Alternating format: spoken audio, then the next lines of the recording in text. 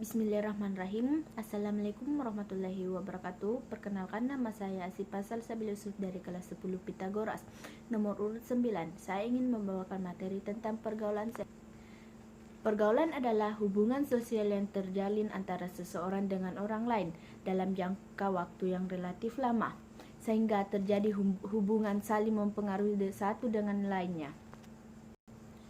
Pergaulan adalah kelanjutan dari proses interaksi sosial antara individu dalam lingkungan sosial, sehingga kuat lemahnya syarat interaksi sosial tersebut berpengaruh terhadap erat tidaknya pergaulan yang terjadi.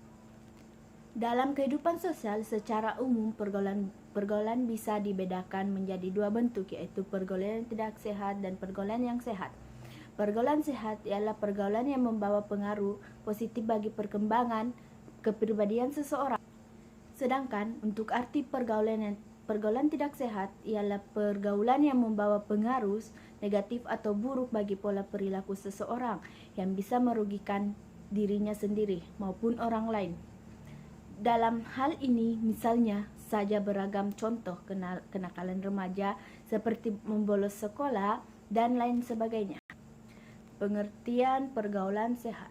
Pergaulan sehat ialah proses interaksi antara individu dengan individu lainnya atau individu dengan kelompok yang terjadi secara normal, baik tubuh, jiwa, dan kehidupan sosialnya.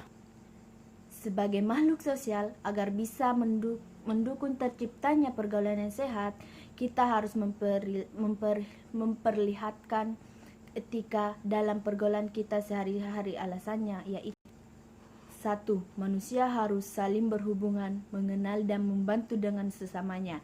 Oleh sebab itu, diperlukan etika sehingga proses ini bisa selalu terjaga. 2. Agar tingkah laku kita bisa selalu diterima dan disenangi oleh siapapun yang bergaul dengan kita. Ada kalanya kita membedakan etika bergaul dengan teman yang sudah kita kenal, baik dengan orang yang baru saja kita tidak kenal, atau etika bergaul yang baru saja kita kenal, atau etika yang bergaul dengan orang yang kita hormati, misalnya guru dan orang tua kita. Dengan menerapkan etika tersebut, diharapkan setiap pergaulan kita nanti untuk kedepannya bisa selalu disenangi dengan lingkungan tersebut. 3. Memberikan etika pada lingkungan pergaulan, teman dan kenalan kita akan melihat kepribadian kita sebagai sosok yang terbuka.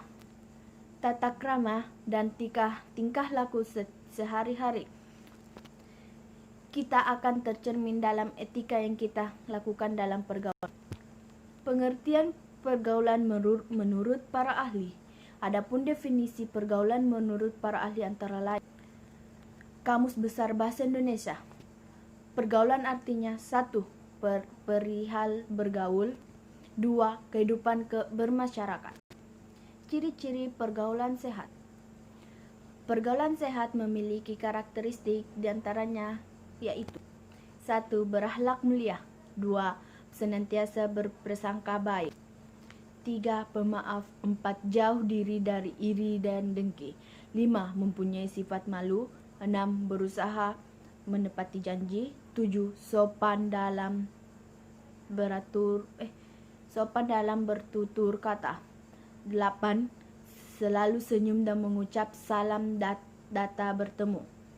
9. Selalu mengingat pada kebaikan. 10. Mengunjungi teman yang sedang terkena musibah. 11. Membantu teman yang kesusahan. 12. Memberi nasihat baik. 13. Tidak membicarakan aib teman atau saudara. Faktor pergaulan sehat. Terhadap beberapa faktor yang mempengaruhi pergaulan remaja. Akankah seorang remaja memiliki pergaulan yang sehat atau justru yang sebaliknya? Faktor-faktor tersebut antara lain: 1. Kondisi fisik. Penampilan fisik menjadi salah satu aspek penting bagi remaja dalam menjalani aktivitas kesehariannya. Remaja biasanya memiliki standar-standar tertentu tentang sosok fisik ideal yang mereka idamkan. Misalnya, standar cantik yaitu memiliki postur tubuh memiliki postur tubuh langsing dan berkulit putih. 2. Kebebasan emosional. Pada umumnya, remaja ingin mendapatkan kebebasan emosional. Mereka ingin bebas melakukan apapun yang mereka sukai. Masa remaja adalah masa transisi atau peralihan dari masa anak-anak menuju dewasa. 3. Interaksi sosial. Interaksi sosial juga memiliki salah satu faktor penting dalam membentuk konsep diri yang positif bagi remaja apabila contoh interaksi sosial tersebut dilakukan dengan orang-orang atau di lingkungan yang baik. 4. Pengetahuan terhadap kemampuan diri. Kita harus bisa melihat jauh mana potensi yang ada di dalam diri kita dan di lajur mana potensi tersebut berkontraksi untuk bisa dipendalam hingga akhirnya mampu melahirkan karya yang berarti dengan menerima kemampuan diri secara positif. 5. Penguasaan diri terhadap nilai-nilai moral dan agama.